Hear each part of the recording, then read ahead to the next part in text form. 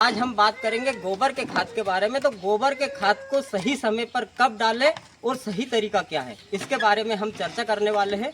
अगर आपने गोबर का खाद, जैसे कि ये देखें, कच्चे गोबर के खाद को अगर आप डालोगे तो इससे आपको काफ़ी नुकसान होने वाला है, क्योंकि इसमें मीथेन गैस पाई जाती है और मीथेन गैस में इतनी गर्मी रहती है कि वो आपके जो पेड़ पौधे हैं उनको फायदे की जगह नुकसान होने वाला है। तो इसमें क्या है कि पेड़ पौधे सूख जाते हैं और फसल उमजती है, कारण इसमें दीमक लग जाती है। वही मीथेन गैस इसमें जब रहती है तो मीथेन गैस को हमारे कृषि वैज्ञानिक ने जैसे कि बात करें तो मीथेन गैस को गोबर गैस के रूप में रसोई गैस में इस्तेमाल हम कर सकते हैं। तो इससे मीथेन गैस अलग हो जाएगी।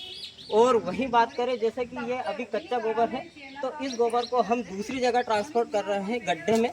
हम इसको जल्दी से फास्ट प्रक्रिया कराने के लिए इसमें या तो केचुआ का बेड लगाएं। केचुए के बेड वाले में पर्याप्त रूप से नमी होती है। लाल केचुए का ही इस्तेमाल करें, जैसे कि ऑस्ट्रेलियन केचुए जो होते हैं हमारे, उसमें दोनों तरह के केचुए रहते हैं, नर और मादा। तो वो आपस में ही अपनी संख्या बढ़ाते रहते हैं और आपको किलो के भाव से भी ऑस्ट्रेलियन केचुए मिलते हैं। तो ये हो गई बेड, आपने देखा ही होगा, बेड भी आप लगा के इसे डिकम्पोज कर सकते हैं। इसके बाद अगर आपने कच्चा गोबर का खाद डाल दिया तो क्या होगा कि इसमें आपका दीमक लग जाएगा और दीमक लगने के कारण आपको काफ़ी कुछ नुकसान देखना पड़ेगा। तो इससे अच्छा और भी मैं चीज़ें बता दूं।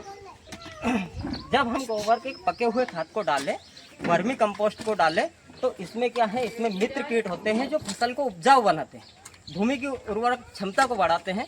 जो 17 तरह के एलिमेंट्स होते हैं, जैसे मैग्नीशियम, कैल्शियम, बोरान वगैरह इत्यादि जो होते हैं, जो एक प्लांट्स को चाहिए, वो सारे इसमें आपके जो प्लांट्स को अच्छे से ग्रोथ कराएंगे। तो किसान भाई ये गलती ना करें, जब भी आप गोबर के इस खाद को डालें तो खेत में इसे सूखने ना दें, इसको मिट्टी में तुरंत ही मिक्स कर दें।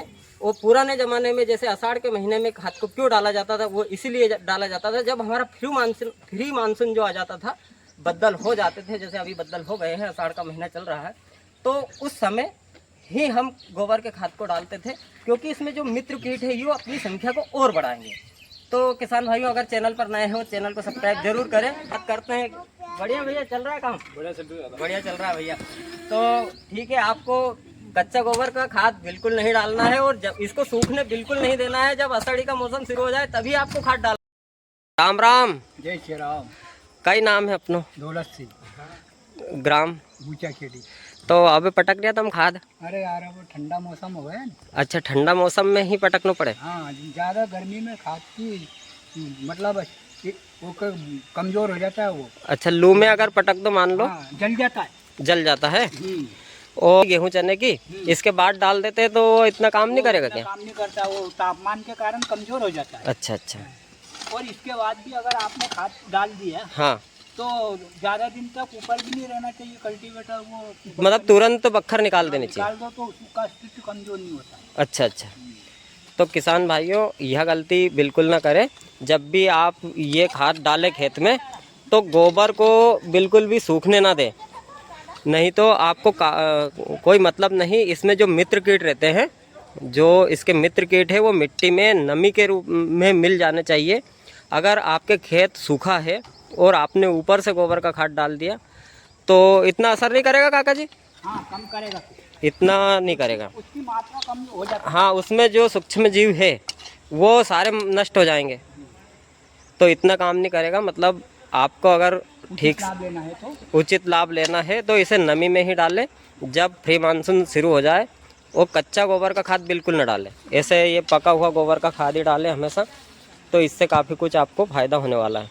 और इसके बाद भी अगर आप इसमें, जैसे आपकी ये रोड़ी पड़ी है, ये कचरा पड़ा हुआ है, तो इसे जल्दी सड़ाने के लिए आप इसमें या वीटावैक्स जो भी पाउडर आता है उसे मिक्स कर सकते हैं। उसमें ऐसे ही सूक्ष्म बैक्टीरिया होते हैं जो कि इसकी प्रोसेस को फास्ट करा देते हैं। इसके बाद एक और भी हमारे जैविक जो दिल्ली ऑर्गेनिक केंद्र है, उसने एक तकनीक विकसित की है जिसमें एक शीशी आती है।